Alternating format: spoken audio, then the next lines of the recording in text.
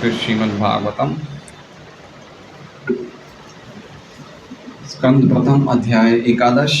भगवान श्री कृष्ण का द्वारका में प्रवेश। श्लोक संख्या 8। अनुवाद एवं तात्पर्य कृष्ण कृपा मूर्ति श्री श्रीमद् अभय चरणारविंद भक्तिवेदांत स्वामी प्रभुपाद द्वारा। अहो सनाथा भवता स्म यद्वयं त्रैविष्टपानामपि दूरदर्शनं प्रेमास्मिता स्निग्धनिरीक्षणामहं पश्येम रूपं तव सर्वसौभगम्। अहो ओहो ये तो हमारा सौभाग्य है। सनाथा स्वामी के संरक्षण में होना भवता आपके द्वारा स्म जैसे हम बन चुके हैं। यद्वयम जैसे कि हम हैं। त्रैविष्टपानां देवताओं को अपि भी दूरदर्शनम बहुत कम दिखाई पड़ते हैं।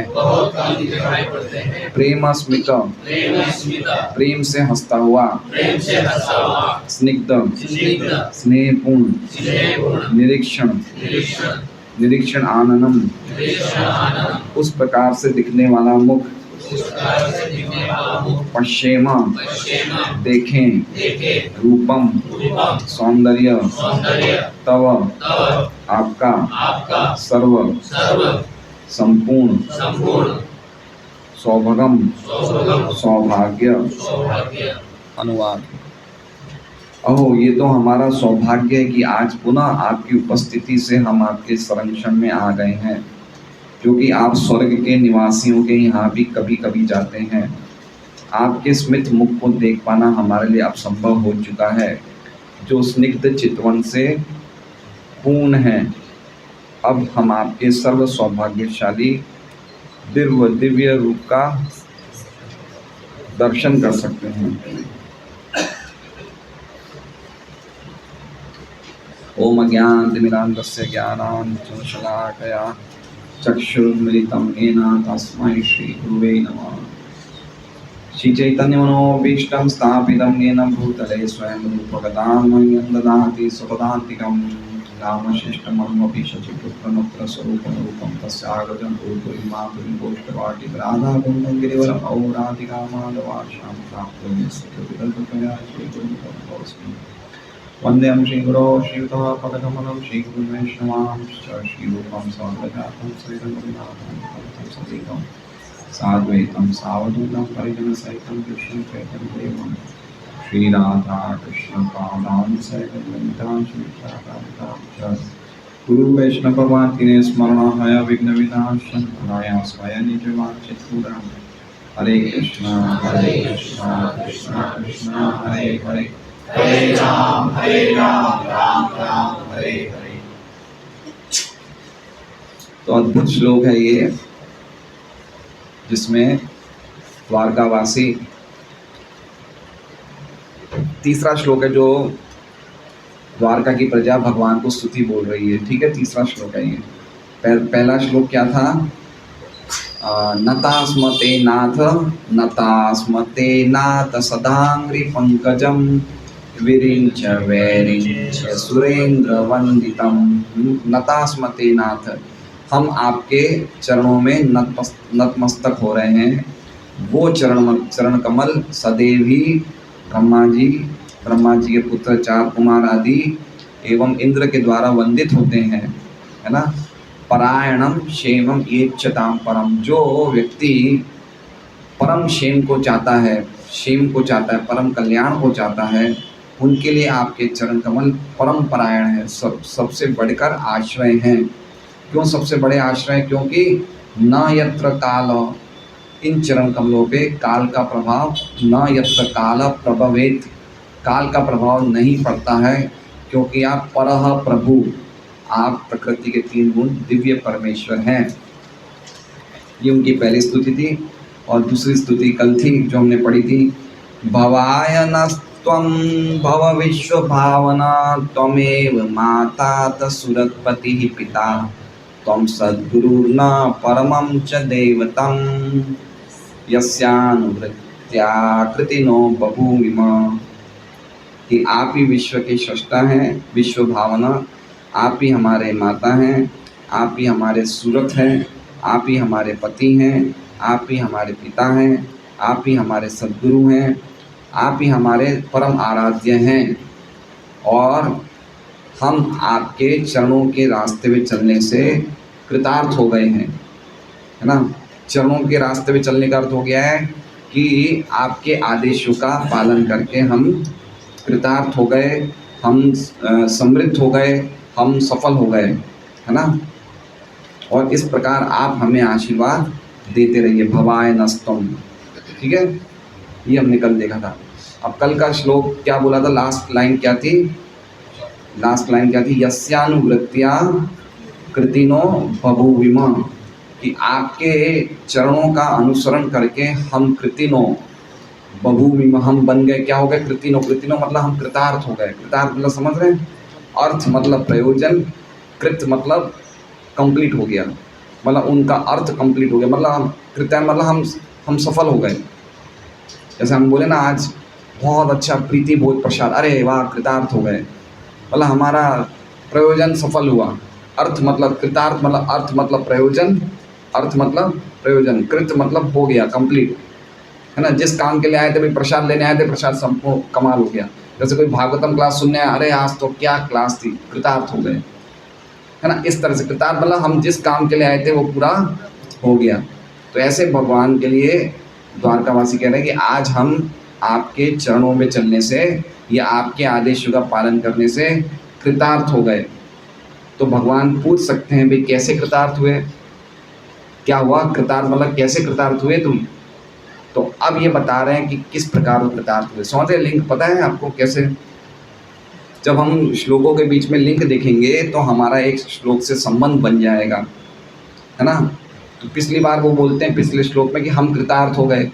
अब किस प्रकार कृतार्थ हुए, कैसे कृतार्थ हुए, कैसे वो कह रहे हैं कि हम लोग सफल हो गए, वो इस श्लोक में बता रहे हैं।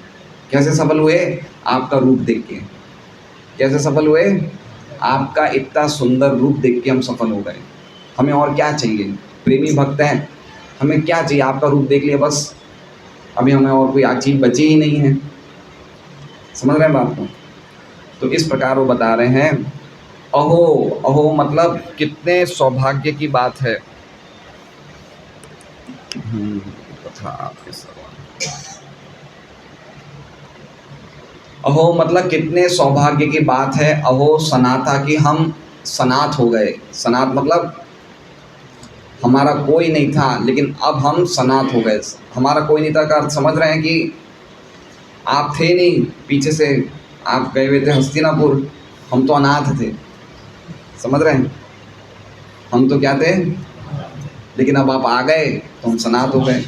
अभी कौन बोल रहे हैं, द्वारकावासी में प्रद्युम्न में भी है, अनिरुद्ध भी हैं, जो स्वयं भगवान के अवतार हैं, जो सर्वशक्तिमान है, लेकिन वो भी कह रहे हैं कि हम आपके बिना अनाथ हो गए। तो देख रहे हैं भगवान की सर्व शक्तिमता, देख रहे हैं कि भगवान के आने से आप आ गए तो हम आपके संरक्षण में आ गए।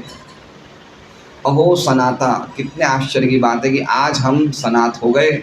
हम आप पहले अनाथ थे लेकिन आप आ गए तो हम सनाथ हो गए। तो कह रहे हैं भवता, आपके द्वारा, आपके द्वारा हम सनाथ हो गए। स्म मतलब हम, यद मतलब जिसके कारण, यद का अर्थ क्या हो गया, जिसके कारण हम सनाथ हो गए, जिसके कारण वयम हम, वयम मतलब हम। तो पहली लाइन क्या हो गई, अहो कितने आश्चर्य की बात है कि आपके द्वारा हम सनाथ हो गए और उसके कारण हम क्या कर रहे हैं। तो कह रहे हैं त्रैविष्ट पानाम अपि दूरदर्शनम।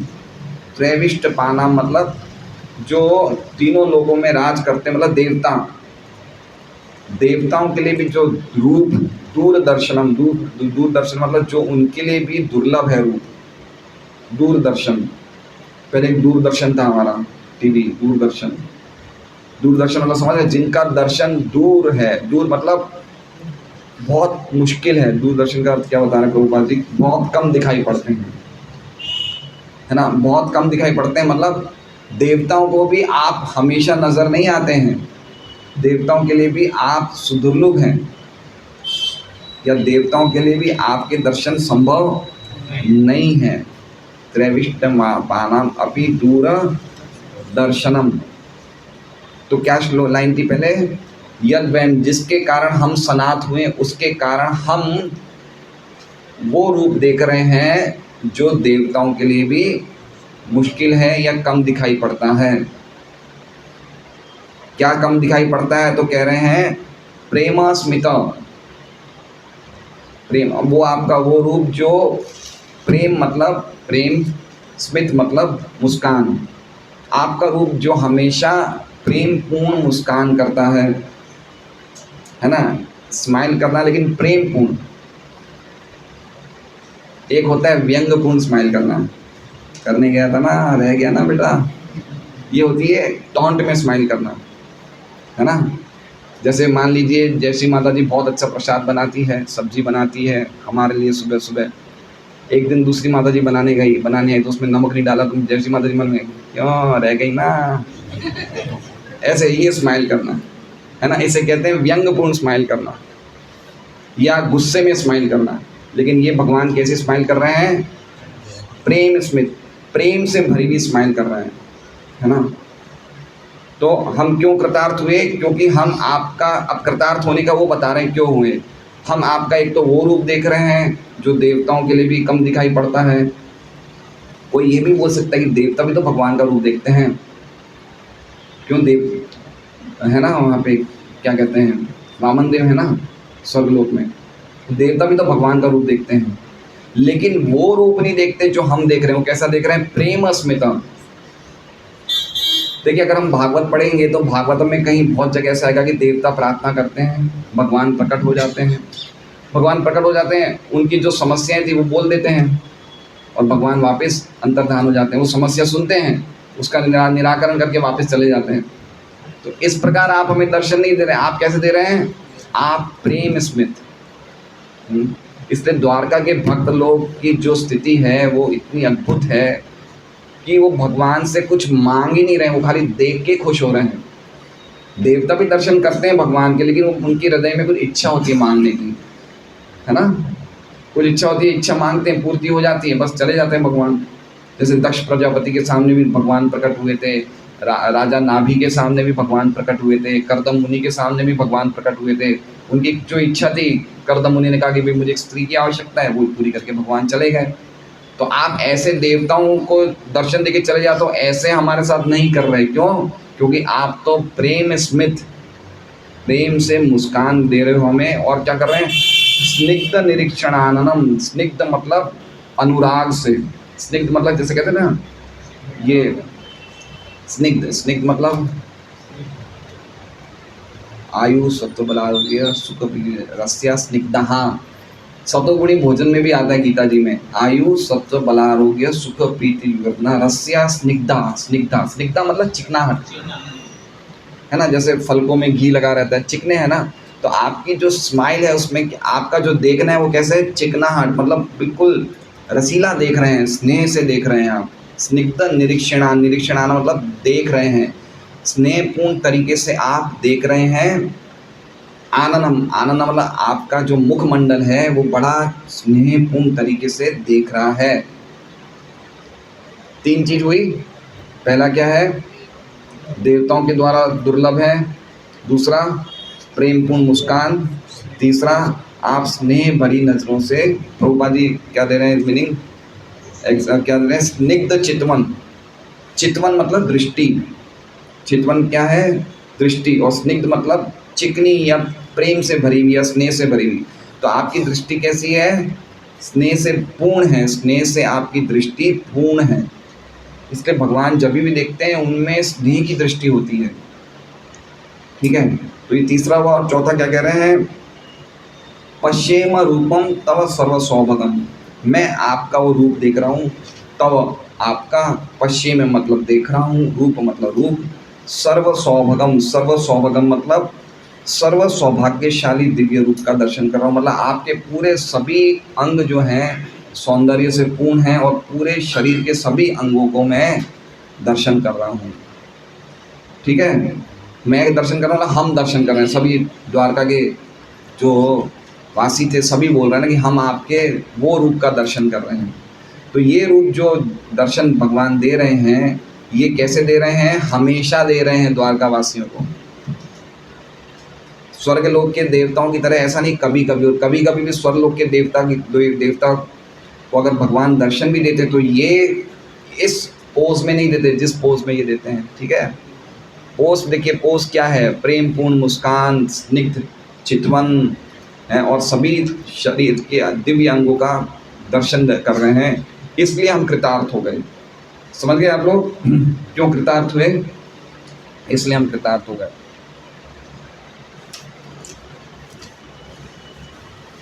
श्रीधर स्वामी बता रहे हैं, अहो आपके द्वारा आज हम सनात हो गए। ठीक है, आपके द्वारा हम सनात हो गए। अहो सनाता भवता, यद का मतलब क्योंकि, यद का अर्थ क्या हो गया?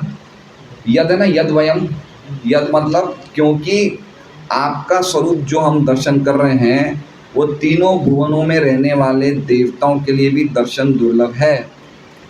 ठीक है, त्रैविष्ट पाना मतलब तीनों भुवनों में रहने वालों के लिए भी वो दर्शन दुर्लभ है। दूसरे शब्दों में देवों को भी वो दर्शन दुर्लभ है जो आप हमें दे रहे हैं। ठीक है, इसका अर्थ ये है, प्रेम द्वारा आप मुस्कान कर रहे हैं, आप स्नेह से भरी दृष्टि से युक्त होके आपका मुख है वो हम देख रहे हैं, और आपके सभी अंगों के सौभाग्य का हम दर्शन कर रहे हैं। सभी अंगों के, सर्व सौभाग्य मतलब क्या हो गया? सर्व सौभाग्य मतलब सर्वांग सुंदर रूप का, सर्वांग सभी अंग आपके सुंदर हैं, उस रूप को हम पश्चिमा हम दर्शन कर रहे हैं। देखिए क्या उनकी, कितना वो लोग क्वालिफाइड हैं, क्या उनकी प्रेम की दृष्टि, मतलब भगवान का रूप देख के कितने खुश हो रहे हैं और हमें कुछ चाहिए ही नहीं, है ना। मतलब वो चाहते थे कि भगवान आए, कब आए द्वारका, और जब द्वारका आ गए तो उन्हें बस आपको ही देखते रहे, ये हम कृतार्थ हो गए, अब हमें और कुछ नहीं चाहिए, बस आप हमें दिखते ही रहे।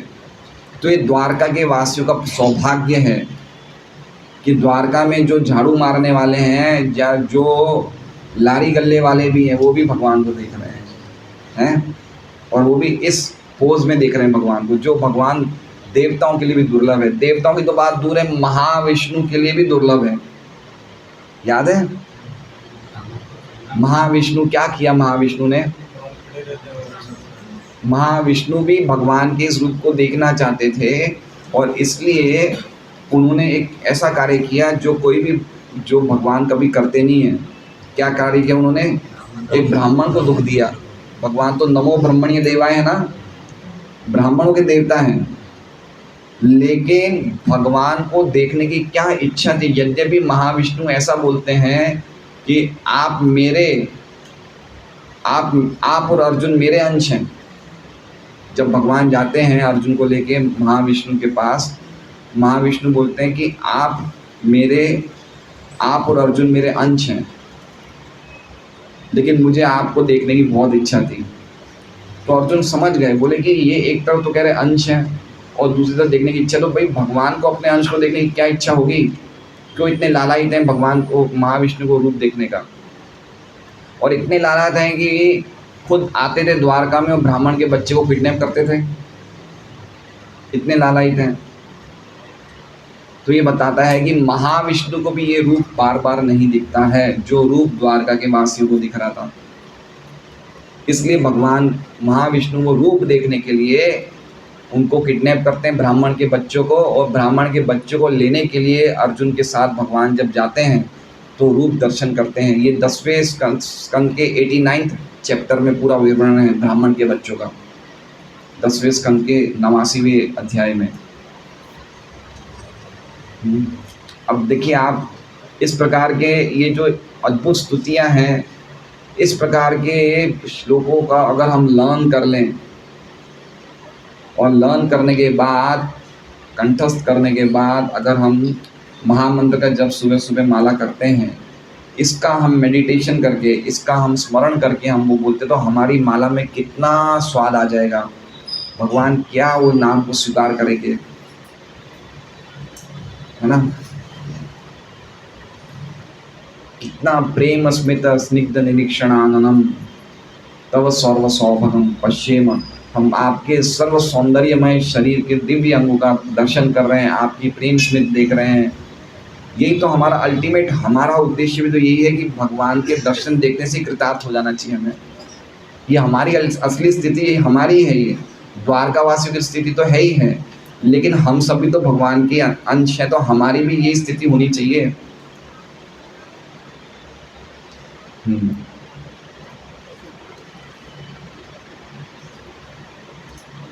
अब देखिए,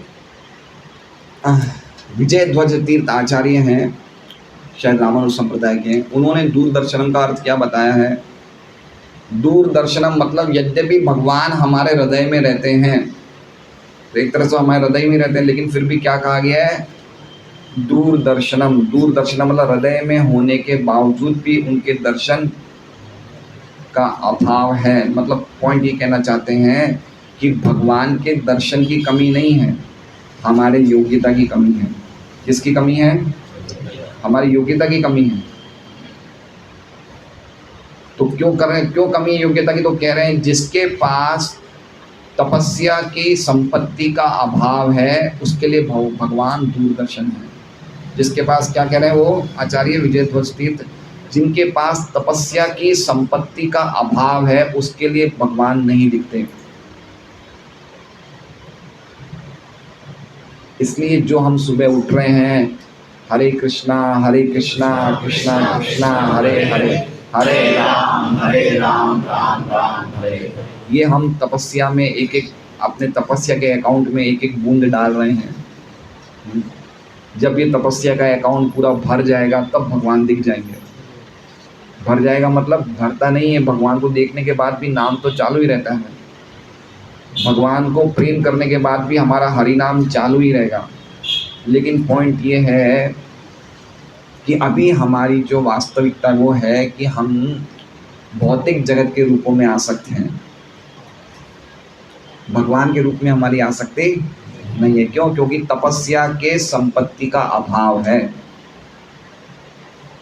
इसलिए हमें भगवान नहीं दिखते। यद्यपि भगवान हमारे हृदय में ही है ना।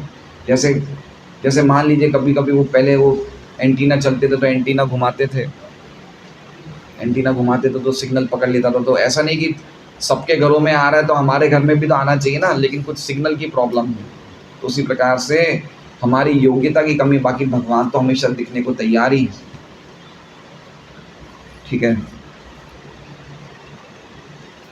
तो ये श्लोक अच्छी तरह समझ गए आप लोग। एक व्यक्ति मिश्र भगवान प्रभु, आप बता पाएंगे क्या बताना चाहते हैं इस श्लोक में द्वारका के वासी। लायक सिंह जी बताइए।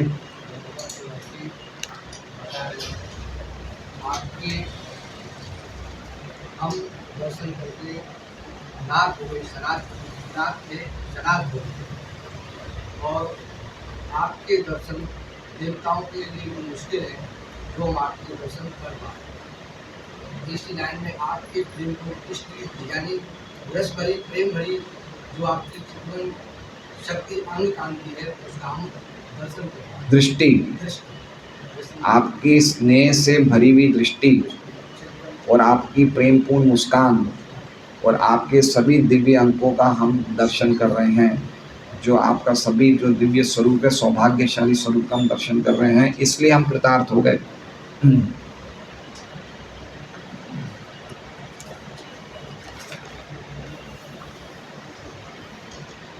तो अब हम तात्पर्य पढ़ रहे हैं। केवल शुद्ध भक्ति भगवान के नित्य साकार रूप का दर्शन कर सकते हैं। केवल शुद्ध भक्ति भगवान के नित्य साकार रूप का दर्शन, मतलब ये बता रहे हैं कि द्वारका के वासी जो शुद्ध भक्त हैं उनका दर्शन नित्य कर सकते हैं। प्रेमांजन छुरिता भक्ति विलोचन न संत सदैव हृदयेषु विलोकयन्ति, है ना। देवताओं को शुद्ध भक्ति कैटेगरी में नहीं बताया गया, इसलिए उनको दर्शन नित्य नहीं होते हैं ना। यहाँ तक कि ब्रह्मा जी भी भगवान को देखने के लिए द्वारका में आते हैं, द्वारका में द्वारपाल रोक देता है उन्हें। वृंदावन में भी भगवान की लीलाएं ज़्यादा टाइम तक ब्रह्मा जी नहीं देख पाते हैं। जब ब्रह्मा जी ने हरण किए थे बछड़े और ग्वाल बाल, है ना, तो कहने का मतलब कि देवताओं के लिए भी भगवान के रूप का दर्शन करना संभव है, लेकिन ये स्टाइल में, जिस स्टाइल में भगवान देख रहे हैं, प्रेम से मुस्कान देके, इस प्रकार का दर्शन देवताओं के लिए भी दुर्लभ है। भगवान कभी भी निराकार नहीं होते, अपितु वे भगवान के सर्वोपरि परिपूर्ण,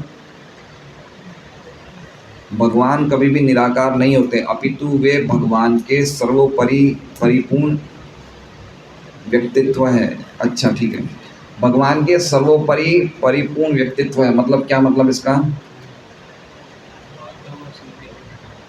भगवान के सर्वोपरि परिपूर्ण व्यक्तित्व है मतलब विष्णु रूपों में भी कृष्ण रूप सबसे सर्वोपरि है।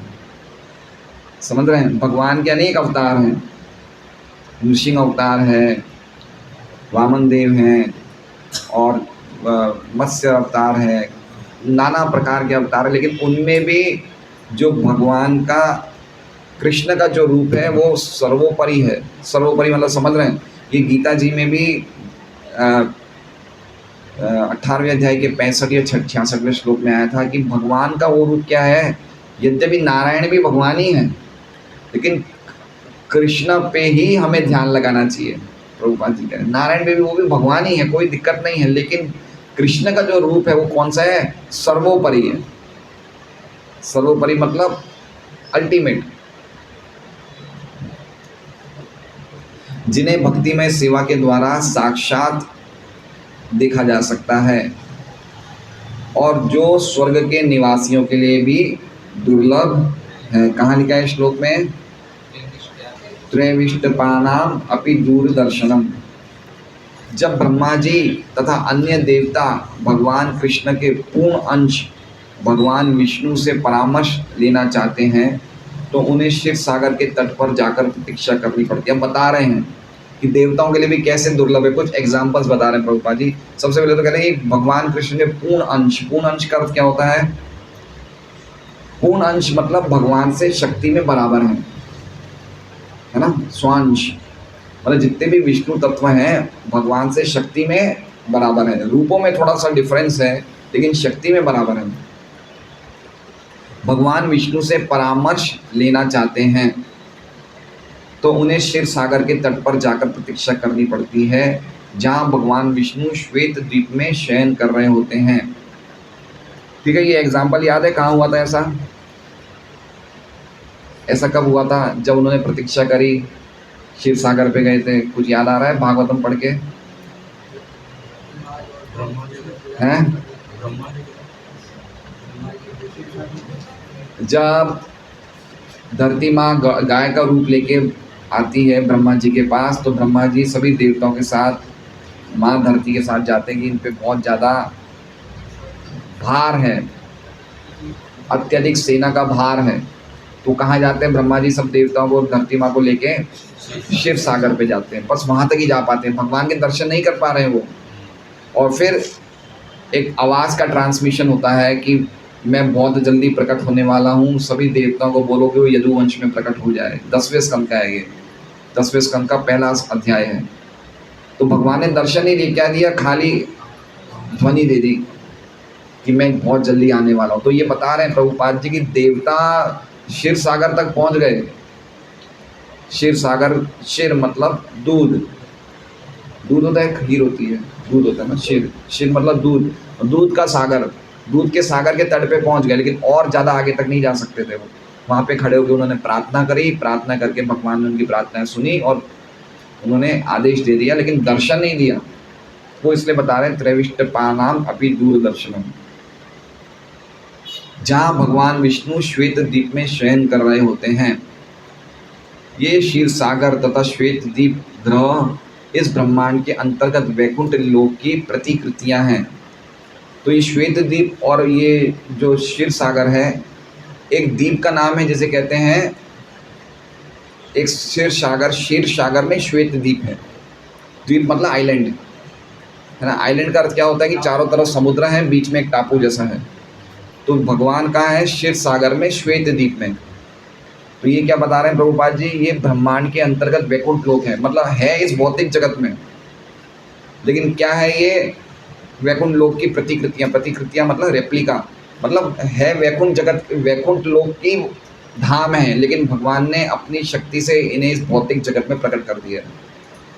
इसलिए हर जगत में शिव सागर, क्षीरोदकशाही विष्णु कहाँ रहते हैं? वो यहाँ रहते हैं। ये क्षीरोदकशाही विष्णु का धाम है, श्वेतद्वीप, क्षीर सागर। गर्भोदकशाही विष्णु कहाँ रहते हैं? गर्भोदक सागर में। वो कहाँ है? पाताल में, नीचे है वो। और क्षीर सागर में कौन रहते हैं? क्षीरोदकशाही विष्णु। ठीक है, तो ये भगवान के धाम ही हैं, लेकिन भौतिक जगत में प्रकट हुए हैं उनकी कृपा से। इस श्वेत द्वीप में न तो ब्रह्मा जी न ही इंद्र जैसे देवता प्रवेश कर सकते हैं, अपितु उन्हें क्षीर सागर के तट पर खड़े होकर क्षीरोदकशाही विष्णु को अपना संदेश संप्रेषित करना होता है। मतलब अपना संदेश भेजते। क्या समस्या है भाई, है ना। भगवान का उनसे क्या रिलेशन है? समस्याओं का सॉल्यूशन बता दिया, बस चले गए। लेकिन द्वारकावासियों से क्या रिलेशन है? प्रेम से देख रहे हैं ना। रिलेशन में फ़र्क है नहीं है, डिफरेंस है ना। जैसे मान लीजिए कि एक सेठ सेठानी और बच्चे हैं, अपने घर में खूब हंसी ठट्टे मजाक कर रहे हैं। कोई व्यक्ति आता है, बोले भाई साहब ये काम करा दो, अब चलो भाई करवा दो।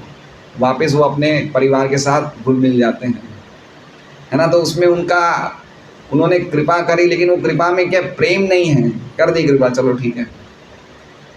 लेकिन द्वारका वालों के लिए क्या कर रहे हैं? भगवान हमेशा प्रेम से देख रहे हैं, उनको दर्शन दे रहे हैं। तो वो उनकी विशेष जो कृपा है वो हम देख सकते हैं। अतः उन्हें यदा कदा ही भगवान के दर्शन हो पाते हैं, यदा कदा ही भगवान के दर्शन हो पाते हैं। लेकिन द्वारका के निवासी किसी प्रकार के सकाम कर्म तथा दार्शनिक चिंतन के भौतिक कलमश से रहित शुद्ध भक्त होने के कारण भगवत कृपा से उनका साक्षात दर्शन कर सकते हैं। देखिए बहुत इंपॉर्टेंट बात है, भक्ति रसामृत सिंधु का जो श्लोक है, अन्याभिलाषिता शून्यम ज्ञान कर्मादिनावतम, जिसके हृदय में सभी प्रकार की भक्ति को छोड़ के अभिलाषाएं शून्य हो जाती है, तो भगवान ऐसा दर्शन देते हैं। भगवान दर्शन देते हैं अन्याभिलाषिता शून्यम वालों को, बिना वालों को भी देते हैं, लेकिन वैसा दर्शन नहीं देते जो इनको दे रहे हैं। जो जिस पोज में, जिस स्वरूप में भगवान दर्शन दे रहे हैं, वैसा दर्शन द्वारकावासियों को जो दिया है, वैसा दर्शन उनको नहीं देते जो सकाम भक्त हैं। उनको भी कभी कभी दे देते हैं, देवता को भी भगवान दर्शन देते हैं, हम भागवत में अनेक जगह देखेंगे, लेकिन वो वैसा दर्शन नहीं है ये। लेकिन शुद्ध हो चुके हैं, अन्याभिलाषिता शून्यम, अन्य अभिलाषें इनकी जीरो हो गई है। कैसी हो गई है? जीरो। शुद्ध भक्ति के द्वारा इनकी जो भी अभिलाषाएं थी, भक्ति को छोड़ के अन्य अभिलाषाएं जीरो हो गई है। ना इनको भगवान से एक होने की इच्छा है, ज्ञान कर्मादि अनावृतम, और ना ही कर्मों के फल को भोगना चाहते हैं। ये इन दोनों से अनावृत हैं, इसलिए भगवान ने इनको ये प्रकार के दर्शन दिए हैं। लिखा है, दार्शनिक चिंतन के भौतिक कलमश से रहित शुद्ध भक्त होने के कारण भगवत कृपा से उनको साक्षात दर्शन कर सकते हैं। ये जीवों की असली स्थिति है। समझ रहे हैं? ये जीवों की असली स्थिति है, मतलब हमारी भी ये असली स्थिति है। क्या असली स्थिति है? कि हम भी भगवान के इतने सौंदर्यमय स्वरूप का, शरीर के दिव्य शरीर का दर्शन हमेशा करें। ये हमारी भी ओरिजिनल स्थिति है। और नकली स्थिति क्या है? भौतिक जगत के रूपों से आसक्त होना। ये क्या है? हमारी, ये हमारी ओरिजिनल स्थिति। भाई असली लिखा है तो नकली भी तो होना चाहिए ना, असली स्थिति। लेकिन नकली क्या है? नकली क्या है कि भौतिक जगत के रूपों से, अपने घर के लोगों के रूपों से, या अपने मित्रों के रूपों से, या अपने परिवार वालों के मित्रों से, या स्वजनों के, उनके रूपों से हम आसक्त हैं। वो हमारी नकली स्थिति है, और वो स्थिति बहुत दुख देने वाली है, बहुत दुख देने वाली है। जैसे मान लीजिए कि राम तीर्थ जी का बेटा है, उसको टाइफाइड हो गया है, तो उनको कष्ट होता है ना। है ना। अभी उनके पड़ोस में बच्चे को टाइफाइड होगा तो कष्ट होगा, हो सकता है हो जाए अच्छे पड़ोसी होने के नाते, लेकिन इतना होगा जितना इनके बेटे को हुआ है। क्यों? क्योंकि उस रूप से वो आसक्त हैं। समझ रहे हैं बात को? इसलिए ये जो रूप, भौतिक जगत के रूपों की आसक्ति है, ये हमें बहुत कष्ट देती है। बच्चे जब बात नहीं मानते हैं, बच्चे कोई गलत काम कर लेते हैं, बच्चे बीमार पड़ते हैं, बच्चे ही नहीं कोई भी व्यक्ति जिससे हमारा अटैचमेंट है, उन रूपों से जब हम आसक्त होते हैं तो हमारे हृदय में बहुत पीड़ा पहुंचाते हैं, वो बहुत पीड़ा पहुंचाते हैं। और भगवान का रूप ऐसा है कि जितना हम देखेंगे वो हमारे हृदय में आनंद पहुंचाएंगे। आप भौतिक जगत के बहुत सुंदर कोई रूप को देख लीजिए, कोई बहुत सुंदर नारी को देख लीजिए, तो आपको आनंद नहीं आएगा, आपकी काम भावना जागृत हो जाएगी। लेकिन भगवान को देखने से क्या होगा? काम भावना शांत हो जाएगी, है ना। उनको मिलेगा भी, इंद्रियों को अपना भोजन भी मिलेगा, इंद्रियों को देखने को भी मिलेगा, लेकिन साथ साथ में वो बिल्कुल तृप्त हो जाएगी। ये भगवान को देखने का, इसलिए पूरी हमारा सिस्टम ही ऐसा है कि धीरे धीरे धीरे हम लोग भौतिक जगत के रूपों से आसक्ति जीरो कर लें और भगवान के दिव्य रूपों से आसक्त हो जाएं। पूरी हमारी वैदिक संस्कृति का कल्चर ही ऐसा है। इसलिए ब्रह्मचारी रहो पहले, 25 साल ब्रह्मचारी, है ना। ब्रह्मचारी में क्या सिखाया जाता है? बिल्कुल वैराग्य, सेवा, गुरु के प्रति समर्पण, है ना। उसे समझाया जाता है कि भाई ब्रह्मचारी जीवन की क्या क्या कीमत है। उसके बाद अगर उसकी इच्छा है तो गृहस्थ आश्रम में प्रवेश करेगा, लेकिन अगर वो गृहस्थ आश्रम में प्रवेश करता भी है तो वही वैराग्य से ही करता है, उस व्यक्ति की तरह नहीं करता है जिसे ब्रह्मचारी की ट्रेनिंग नहीं मिली हो। वो ब्रह्मचारी की ट्रेनिंग बिना का व्यक्ति तो खाली भोग विलास के कारण गृहस्थ आश्रम में प्रवेश करता है, लेकिन जो ब्रह्मचार्य आश्रम में जो गया है उसको जानता है कि मुझे इसमें प्रवेश करने की आवश्यकता नहीं है, लेकिन क्योंकि मेरे से नहीं रहा जा रहा है इसलिए मैं प्रवेश करता हूँ। उन दोनों की स्थितियों में बहुत अंतर है। इसलिए गृहस्थ आश्रम पूरा होते ही तुरंत वानप्रस्थ में एंटर कर लेगा, क्योंकि वो जानता है कि ये जो रूपों के प्रति आसक्ति, ये हमारा बहुत खतरनाक अटैचमेंट है ये। और भगवान कृष्ण की आसक्ति के लिए इस अटैचमेंट को हमें जीरो करना पड़ेगा। क्या करना पड़ेगा? कहाँ लिखा हुआ है ऐसा? परीक्षित महाराज के संदर्भ में लिखा है, आत्म जाया सुतागारा पशु द्रविण बंधुषु राज्य चाविकलम नित्यम विरूढ़ाम ममताम जहो।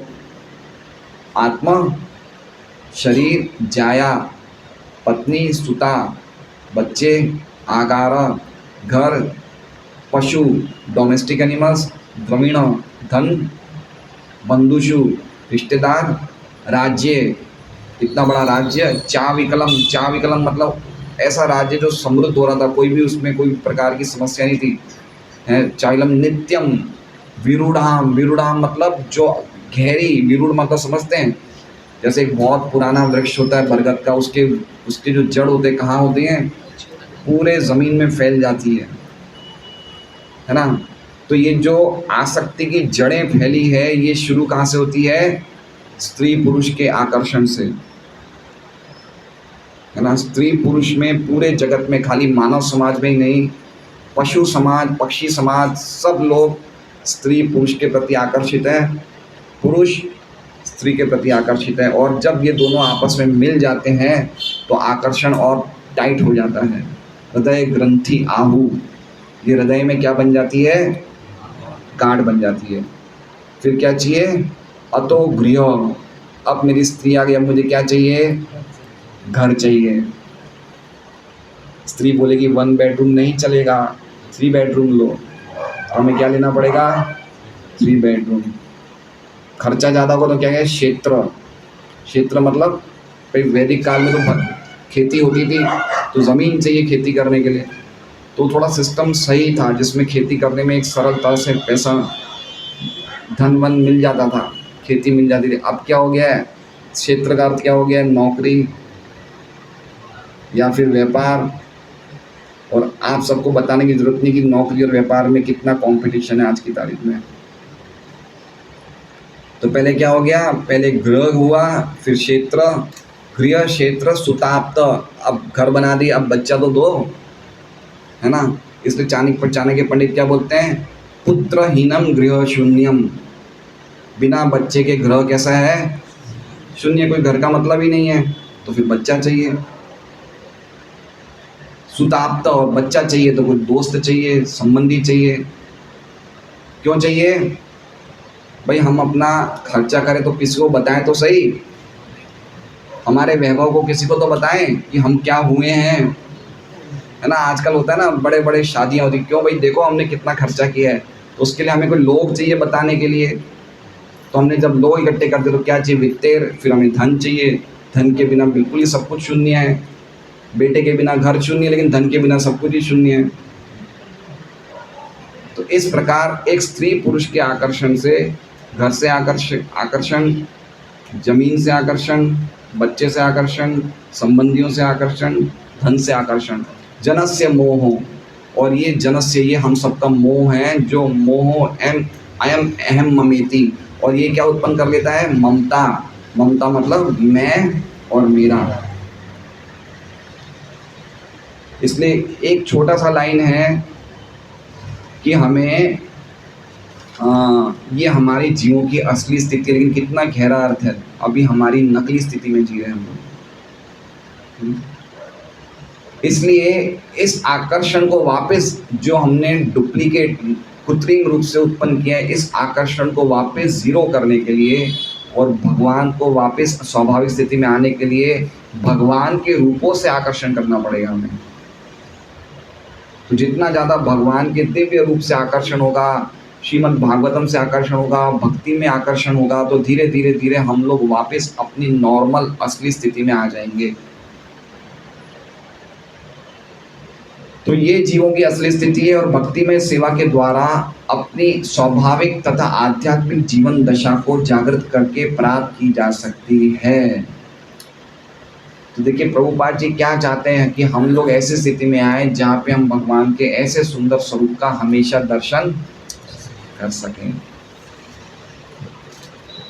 इसलिए हमें जो अल्टीमेट वस्तु है वो ये है कि हमारी जो महामंत्र का जप है वो बहुत ही ढंग से हो, तो कहीं जाके हमें भौतिक जगत के रूपों से अनासक्ति होगी और भगवान के दिव्य रूप से आसक्ति होगी।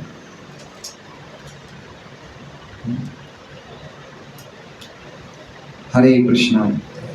श्रीमद् भागवतम की एक भगवान प्रभुपाद जी के एक शिष्य थे, उनका नाम था संकर्षण दास अधिकारी। तो उनकी दीक्षा हुई थी, तो उनकी दीक्षा जब प्रभुपाद जी ने दी, उनको दीक्षा दी, तो उन्होंने बोला प्रभुपाद जी को कि अब मेरा क्या कार्य है। तो प्रभुपाद जी ने कहा, अब तुम दीक्षित हो गए हो, अब तुम्हें ऐसी स्थिति में आना है जहाँ पे तुम कृष्ण को फेस टू फेस देख सको। क्या बोले, अब तुम्हें कृष्ण को फेस टू फेस देखना है। तो प्रभुपाद जी के वचन, प्रभुपाद जी के स्टेटमेंट, प्रभुपाद जी के बुक्स, प्रभुपाद जी के लेक्चर्स इतने स्ट्रॉन्ग हैं। और वही चीज़ प्रभुपाद जी यहाँ कह रहे हैं कि हमारी असली स्थिति है कि हम भी भगवान को हमेशा ऐसे देखें।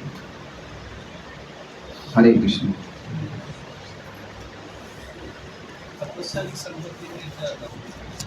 तपस्या की संपत्ति 4 नियमों का पालन तपस्या है। प्रभुपाद जी कह रहे हैं कि ये 4 नियमों का पालन करने से कितनी बड़ी क्रांति आ सकती है। बाहर का भोजन नहीं खाना, 16 माला का नियमित रूप से जप करना, सबसे बड़ी तपस्या है कलयुग में हरि नाम का ढंग से जप करना। क्या लगता है आपको, ईजी है? 16 माला का जप करना ईजी है?